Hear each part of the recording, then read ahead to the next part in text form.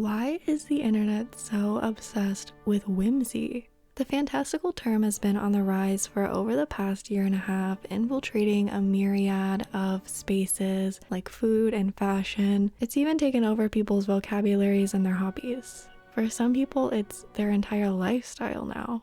What's up with that? There seem to be infinite ways to maximize your whimsical essence. There are infinite products to buy to achieve a whimsical lifestyle. But where does the word whimsy even come from? Where does this concept even come from? What does it actually mean? I'm Maddie, and welcome to Salted Latte, a place where I like to dissect and explore popular language and prose. By watching this, you're now considered a cool cat, so congratulations. If you're interested in this sort of thing, I'd love it if you'd like and subscribe, and also comment down below what you had for breakfast this morning, because my smoothie and toast routine is getting a little stale and I'm looking for new ideas. Today we are discussing all things whimsical, if you couldn't tell, and I am so very excited to share with you what I've learned. Because whimsy and what it actually stands for might be more than the one-off niche internet trend that I initially thought it was. Becoming whimsical can be empowering. Becoming whimsical can be politically rebellious even. It's not just butterflies and sparkles and rainbow sprinkles. Whimsy, the word, is actually derived from a different word, whim-wham, which is pretty old and we don't really use it much anymore, if at all. But I do think it's really fun to say. Maybe we should bring it back. We should start a movement for that. It sounds kind of like the name of a frozen ice cream or some kind of treat you get from one of those British ice cream vans. But whim-wham first popped up around the 16th century, and it means a whimsical object or device, especially of ornament or of dress. So it was used commonly to refer to decorations or clothing items that were maybe a bit fantastical or out of the ordinary. It also could be used to reference some nervous shivers, but the first definition I mentioned was much more common. And about 100 years later, the words whim, whimsy, and whimsical were born. I wasn't there personally, but I'm sure it was a beautiful birth. Whimsy also ends in what we would call a diminutive suffix, which basically is like the Y at the end of whimsy, or et, or ie at the end of words like doggy or piglet or cutie. Just extra letters we add to the ends of words to make them sound really cute and dainty and a little bit more childlike, which I think really fits the essence of what whimsy has become. Today, the word whimsy can be used in multiple different ways. It can refer to doing something on a whim, and it can also be used as a noun to describe some kind of artwork, writing, or really any object as emitting an imaginative or fanciful quality. People are also included in this definition, but it's only been in recent years that describing others as whimsical or even chasing a whimsical state of being has become popularized. More and more people want to embody whimsy. They want a whimsical lifestyle. And of course, the internet has played a large role in this latest evolution of whimsy's etymology by reinvigorating the term with even more aesthetic-based derivatives like whimsy goth and the whimsicore movement. I've seen whisperings of whimsical lifestyle over on YouTube and Instagram, and a fair amount scrolling through Pinterest as well, but TikTok by far has been the social media platform that's taken this term and ran with it. So let's head over there for a moment to see what all of this whimsy business is really about. The first account that popped up for me when I searched whimsy was this woman named Bryn, who seems to specialize in all things whimsical. And luckily for us, she has a video telling us what whimsy is about. What is whimsy? Whimsy is not a trend or an aesthetic. There is no blueprint you have to fit into. It's as simple as making the ordinary days extraordinary. There is nothing you need to buy to make you whimsical, even though the internet may try to tell you so. It's more so, how do we bring childhood joy back into our adult lives? How do we embrace a sense of playfulness? What have we forgotten from our past that can make simple days feel beautiful? There is no right or wrong answer. Your answer may be different to someone else. So my challenge for you is, how are you going to make every day special? Will you make yourself a special drink in the morning? Will you read a book before you start your workday? Will you buy your favorite childhood food from the grocery store? Maybe it's as simple as going outside. Either way, I'm glad you're here, because my goal is to bring back whimsy into your life as well. So hey, my name is Bryn. Let's bring on the friendship and the whimsy. And that sounds pretty cute, Pretty wholesome, pretty accessible. Just doing something each day to make your life feel a little extra special. I also like that she adds that you don't need to go out of your way to buy stuff to be whimsical. She doesn't seem to be promoting overconsumption or promoting any shady products in the name of whimsy. Unfortunately, in later videos, you will see that that's not always the case in this whimsy community. She also seems to be focusing a lot on harnessing a childlike sense of joy and playfulness, which we will circle back to a little bit later. But I wanted to point that out here because this does seem to be one of the agreed upon pillars of whimsy now as an internet term. Okay, let's look at another one of her videos. This one is all about low-cost whimsical summer activities, so that sounds super fun. Maybe we'll get some ideas. Here are low-cost whimsical summer activities you need to try this year. Number 1, go berry picking. Blueberries and blackberries are currently in season, and it's probably a $10 or less activity. Berry picking's nice because you are supporting? Yeah. Berry picking's nice because you're supporting local farms and you're getting something at the end of it that you're actually going to use. Anytime that I've gone berry picking, that fruit does not even last until the end of the day. One of the few things I have in common with a toddler is that I will pound an entire carton of raspberries in an afternoon. And you might pay a little bit more up front to get the fruit this way, but you're paying for the experience and also the product. And I'm sure that fruit is much tastier than whatever is going on at your local Walmart or your local Aldi. I love Aldi, I love Aldi's prices, but I rarely ever get produce there because it goes bad so quickly, and I don't know, like, am I the only one that's running into that issue? Is it just my Aldi? Number 2, get your groceries at a local farmer's market. You have to get groceries anyways, so you might as well support local farms and businesses while doing so. And it's so much fun. You can get your baked goods, your eggs, your produce all in one spot. And take some cute pics while you're at it. Again, this is similar to the berry picking situation. You might pay slightly more up front, but you're supporting local pharmacists. Oh my god, I cannot speak today. But you're supporting local pharmacists. Oh my, I can do this. But you're supporting local farmers and businesses. And the quality is just so much better. And honestly, in these times, it might not even be that much more expensive to shop at the farmer's market. I really appreciate the community aspect of this option that she mentions. It's good to know your farmers, it's good to know your neighbors. Number 3, fill your house with fresh flowers. These do not have to break the bank. Trader Joe's has tons of $5 flower bouquets. I get fresh flowers in my house in the summer all the time. They're no more than $5 to $10, and it just brings so much life to your space. She's so right with this fresh flowers point. And if you have a Trader Joe's near you, their flower selection is pretty decent and affordable. Bryn doesn't mention this, but you can also hang dry your bouquets afterwards, and then they'll last like so much longer, and you basically get 2 decorations out of it, the fresh flowers, and then you can decorate your home with dried flowers, which also feels so whimsical to me, just like garlands of dried flowers and herbs. Number 4, visit your local library. If you don't have a library card, go get one now. You're gonna save so much money instead of buying a ton of different books. And if you have a Kindle or another e-reader, you can use the Libby app and take out ebooks from your local library as well, all for free. I think this is a fantastic suggestion. I'm a huge proponent of the library.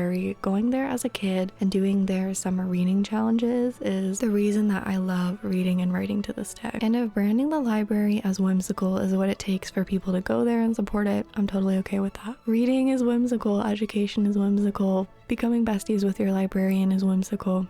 All of it's whimsical. And like some of the comments point out as well, the library isn't just for reading. Some of them carry produce and flower seeds you can plant at home, and some of them also have sewing supplies. I'm pretty sure the one near me has pots and pans and baking dishes you can borrow too, so it's really cool. It is not too late to garden. Whether you have an apartment or a backyard, this is so easy to do. Pick up some seed packets. They're usually not more than $2 to $4 a packet. You can still plant wildflowers, annuals, cucumbers, tomatoes, peppers. Make sure you research what will do well in your specific climate. The last suggestion she gives is gardening, and I like that she has a realistic approach to this one. She's not telling you that you need gardening to become your entire personality, but it could be fun to grow some tomatoes or some local wildflowers. All of these activities that she lists I feel like can be fun and manageable regardless of your age. You could enjoy berry picking and going to the library as a 20-something or even as a family with some small kids. All in all, Bryn was giving me a lot of optimism for whimsy and the online whimsy culture. I also found another creator, coincidentally also named Bryn, so shout out to the Bryns. You really seem to know how to maximize your whimsy. This Bryn though also makes a fair bit of whimsical content. She mixes it with educational ecology content though, which I think just makes sense. When I think of whimsy, I think mushrooms and moss and all the little critters of the forest. She has this series called 5 Ways to Have More Whimsy, so we're gonna check one of those videos out. 5 ways to have more whimsy, coming to you from a certified whimsy expert.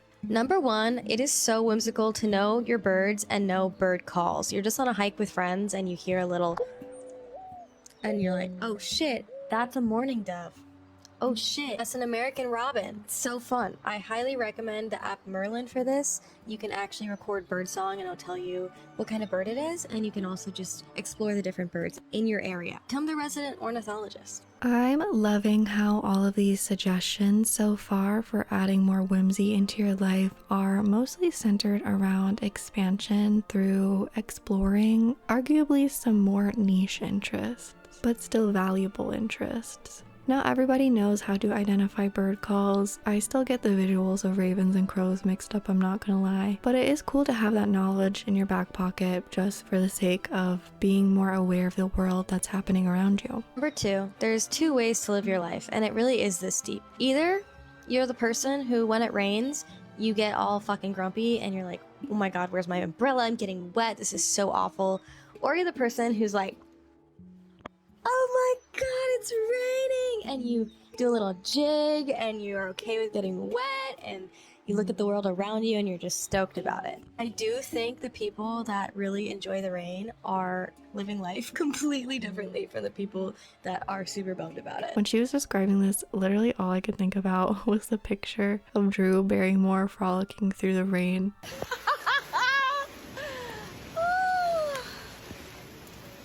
Whenever you can go out into the rain, do not miss the opportunity! There's just so much joy in her movements, and that's pretty whimsical to me. Number 3 is a fun fact. Did you know that bees are less likely to sting you if you talk to them because they can actually hear the resonance in your voice and the vibrations in your voice and determine if you're a threat or not? And so if you're somebody who gardens and there's a lot of bees near you, you should actually just talk to them. It's actually such an amazing phenomenon, and it just goes to show that there's a way to communicate with the natural world that we just don't want to give credit to. Now it makes sense why I've never been stung by a bee before, because I always say hello to them when they're around me. And on that note, talk to the trees too, and talk to the water. Just talk to everything outside. Releasing up bottled emotions to the trees, to the water, to the bees. That's very whimsical. Number 4, we need to take nature art way more seriously. When we're out in the natural world, there's so many fun little projects you can do. There's actually this Instagram account that has inspired me a lot. I think it's called Living for Lines. And it's this guy who goes out into the natural world and he makes so many different cool art installations, and it just goes to show you that the natural world is interactive. All that to say, do please be careful doing this. A lot of critters find their homes in rocks and leaves, so be respectful of that as well. Cans, for example, are not super helpful for the ecosystems, but other things where you are color grading and doing fun things like that are harmless as long as you're respectful and use your brain. This point proves that we don't need AI to make art quote unquote accessible, or whatever the tech pros are trying to tell us. You are constantly surrounded by the opportunity to create. Literally pick up some leaves, place them into a cool looking pattern. There you go. That's art. Lastly is an assignment. I assign you to go have a little picnic in a cute little area and bring some cute little goodies for yourself. A little sketchbook or your journal or a musical instrument, and just have a little day in the sun on your blanket in the natural world. Picnics are combining 2 of the best things in the world, nature and food. We don't take enough advantage of the immersion of a picnic. Picnics can be so quaint, and they definitely have a whimsical vibe to them. Just make sure that you check the weather beforehand, because The last time that I had a picnic, it was very, very windy and everything kept blowing away.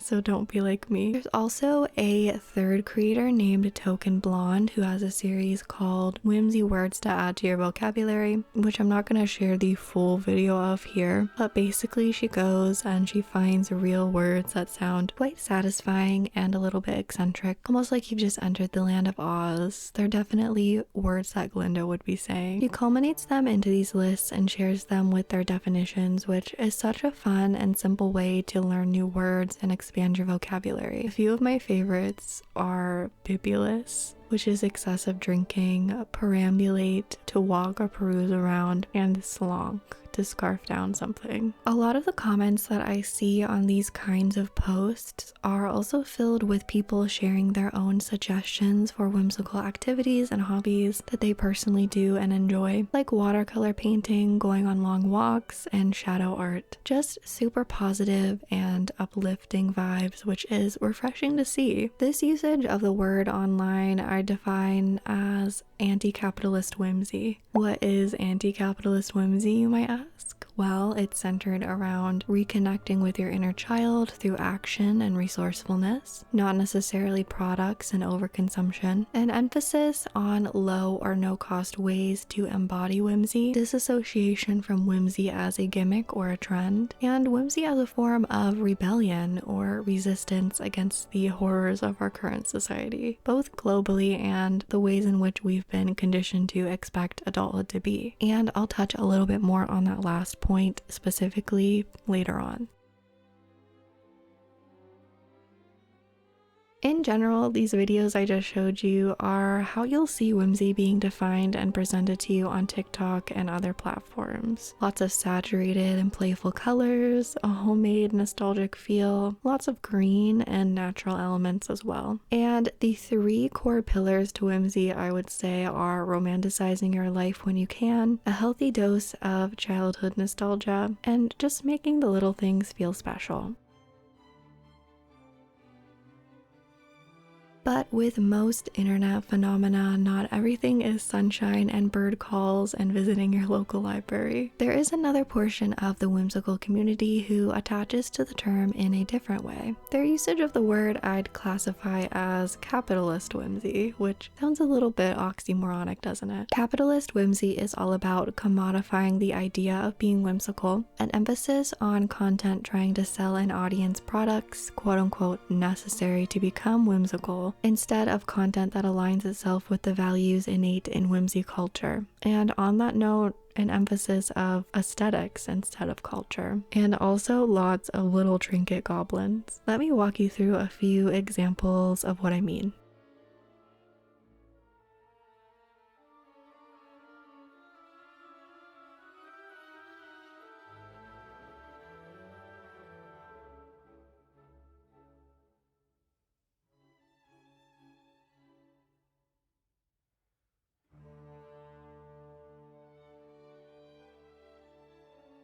Even the text on this video says collecting whimsy one trinket at a time. So right off the bat, it is already about whimsy as a thing to own, which is a pretty clear divergence from the previous videos. And it's all about showcasing products that are primarily about their looks instead of their functionality. There's those strawberry plant waterers, which do water your plants, but also so does a watering pail or a hose, or the rain. Espresso machine magnets that literally just get in the way when you're trying to make your coffee. A tissue box cover because I guess Kleenex patterns aren't whimsical enough. A flowery paper towel roll holder. Something you can put over your candles and it spins like a mobile, which I'll admit, okay, that does look pretty cool, but it's definitely not a need. It's pretty excessive. And specialty doorknobs. Most of these items you could have crafted or DIY'd yourself or gotten secondhand at a thrift store or estate sale instead of Amazon, AliExpress, and Shein, where most of these items allegedly are looking like they're from. Here is another video from the same creator that says, making my backyard look like a fairy pays rent here.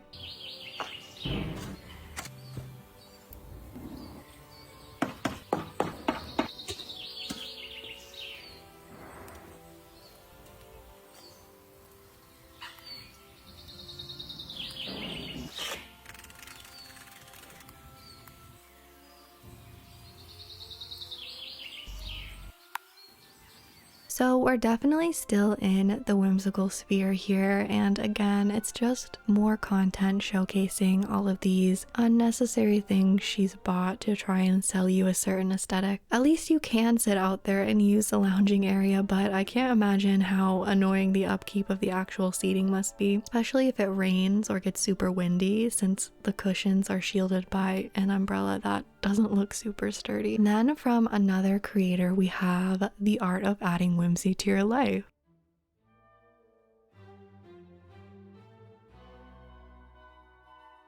Featuring a bowl of fruit next to a giant strawberry pillow, a stack of pancakes with star-shaped bananas and sprinkles, butter molded into celestial shapes, even more star-shaped fruit, and a star-shaped ice cube. Maybe I should add stars to my pillars of whimsy. There's a lot here. I wouldn't say there's anything inherently consumeristic about this video, aside from the shot of the drawer full of kitchen supplies that this girl uses in order to achieve her quote-unquote whimsical morning. Are you really cutting shapes into your fruits and veggies every single day though?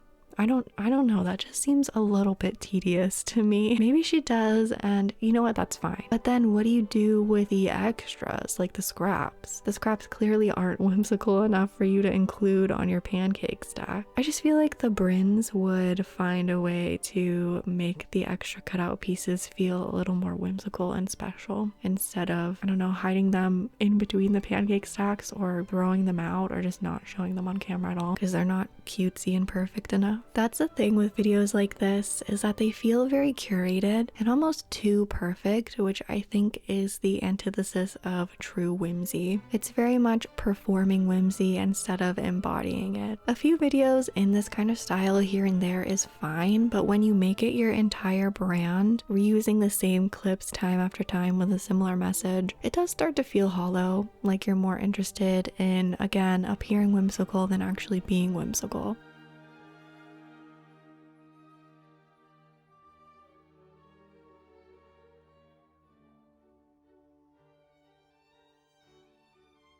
And this is exactly what I mean. Here is another video of dry, syrupless pancakes topped with a few banana stars and an insane amount of sprinkles. But not just any sprinkles, fancy sprinkles, the brand, which are featured in literally every single clip of this 12-second TikTok. This video is not marked as an ad in any way, not in the caption, the hashtags, or the video itself, but I allegedly believe it is one. And this video has over 100,000 views on it too, which just makes the situation even worse. Undisclosed ads are not very whimsical. It's not that the anti-capitalist whimsy folk didn't also build a feed with a curated aesthetic, but they are, for the most part, providing content about whimsy that is more thoughtful and has more substance. Unlike capitalist whimsy, their content isn't more often than not centered around a product needed in order to achieve whatever whimsical thing is featured. They don't need special butter molds or fruit and vegetable cutters. They don't need to post undisclosed ads for sprinkles so hard that they're gonna crack your teeth. They aren't feeding deer Ritz crackers in the woods for a cool shot, and they actually know the difference between the words whimsical and whimsy as an adjective and a noun.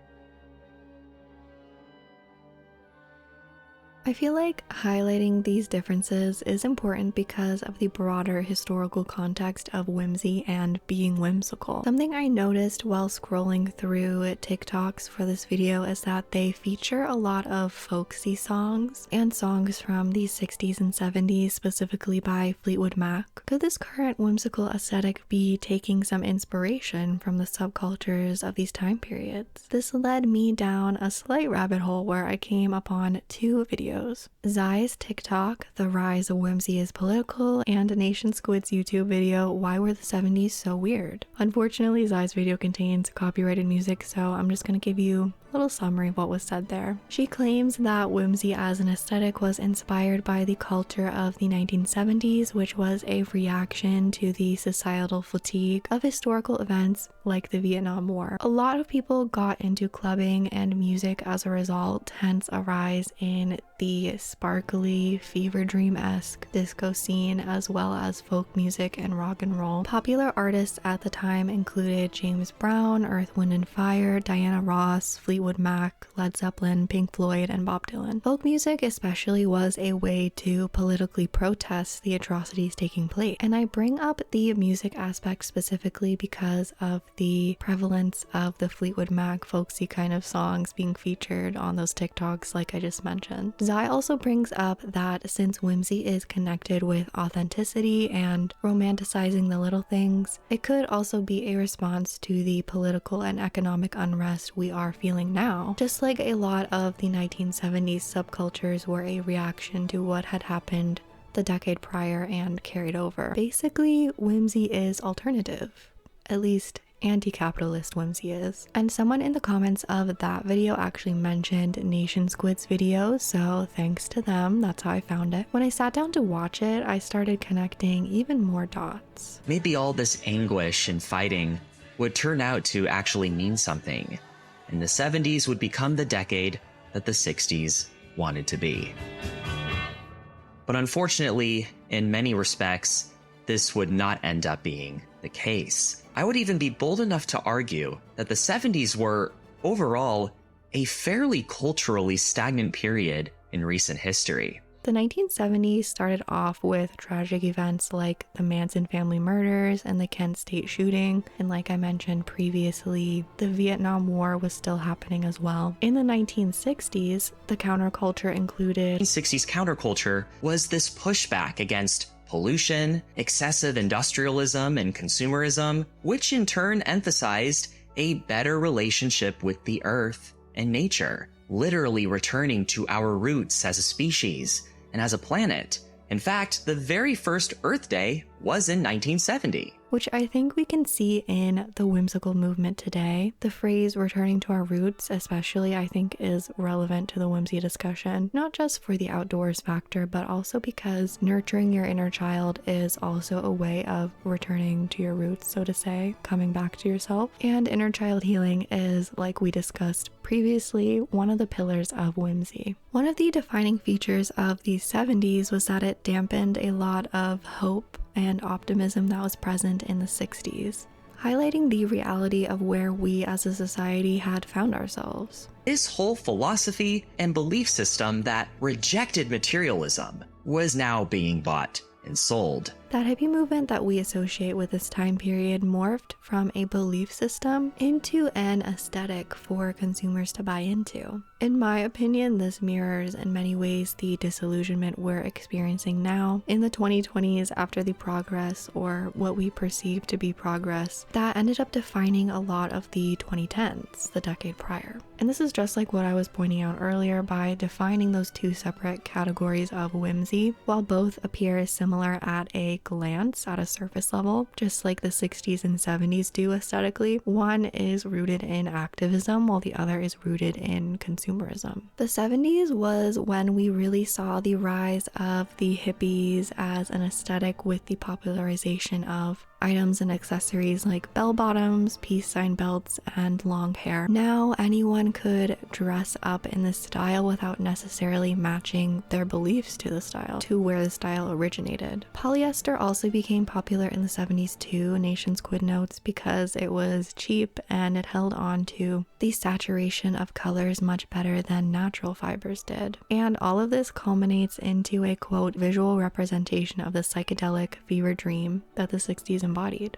During the 70s, we also saw a rise in what I would call the equivalent of the useless little trinket trend that we have going on now that also gets kind of swept up into this idea of whimsy. Like lava lamps, beanbag chairs, water beds, and pet rocks that this video points out. They don't really do anything special besides look cool and eccentric. Remind you of anything? Something I didn't realize about the 70s was just how many technological advancements were made during this decade. Like the Apollo moon landing and the beginning of PC personal computers as we know them today. In the 2020s, we're also experiencing a wave of new technology, though I wouldn't personally call corporations shoving AI down everybody's throats an advancement. My point still stands. The rise in the usage and the aestheticization of whimsy is a natural reaction to that. In a world that feels less and less out of our control, at least you have the choice to wear some funky colors and put star sprinkles on your pancakes. Nation Squid mentions a lot of other aspects of the 70s that I think are similar to what we're experiencing now, both politically and economically, so I definitely recommend watching his video after you finish this one. I'll try my best to remember to link it down below. But I bring all of this up to show you how historically backed the rise of whimsy is, both in its anti-capitalist and its capitalist variations. Many articles being written today inadvertently back up a similar theory about the rise of whimsy and what it can tell us about ourselves both as individuals and culturally. One from the New York Times titled "Whimsy, a New Trend May Be a Life Raft for Zillennials" touches on how people are reacting online to whimsy and how this impacts their offline lives. For many adopters of whimsy, this idea represents a quote out from the performative aspects of social media. It's not ultra filtered and posed like we've seen in the pre-pandemic 2010s posting trends. And much of whimsical based content differs from the early 2020s rise of the super curated clean girl and slow living aesthetic. That group of influencers profited off of selling the same picturesque lifestyle to their audiences, which isn't really what whimsy is about at its core. In fact, a lot of the whimsy movement emphasizes offline activities like the ones we discussed earlier. Visiting the library, supporting your local farmers, going on long walks, even dancing in the rain. And this article points out that this is happening around the same time as it's also becoming a little bit of a trend for young people to swap out their iPhones for flip phones or other dumb phones. Another article from Harper's Bazaar titled "The Whimsy Trend Isn't Going Anywhere and Here's Why" is another that I read while researching for this video. It's mostly about whimsy related to fashion, but I do think a lot of the main points still apply, one of which by fashion psychologist Dr. Dion Terrelange being that, quote,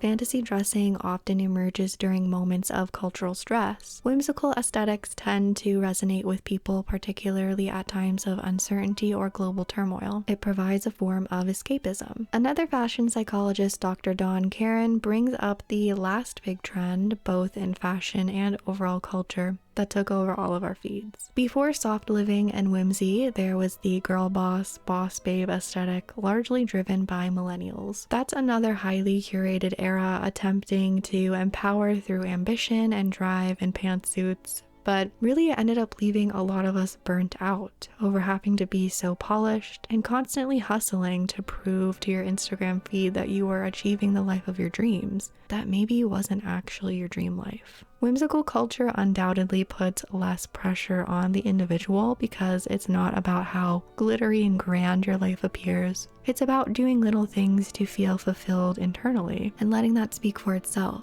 I think all of this makes even more sense when we consider what the opposite of whimsy looks like. If whimsy is saturation, playfulness, and authenticity, then its absence must be desaturation, rigidity, and conforming to the norms. For many people, those aspects aren't necessarily appealing to the soul, but they do keep you safe. I think it is incredibly brave that during these volatile times, people are making the conscious choice to reject that comfort zone and that complacency to nurture their spirit. One of my favorite sayings is that joy is an act of rebellion, and I believe at its core that is what whimsy represents, both as a word and as a movement. And of course, there are some grifters, some trend hoppers, but we see that with literally everything nowadays. And I don't think a handful of people should erase the positivity and the power that whimsical culture holds. Making the mundane special isn't us ignoring how scary the world is right now. It's our reaction to that fear, a record of how we persist even when it's hard. Whimsy is community. It's how we ground ourselves,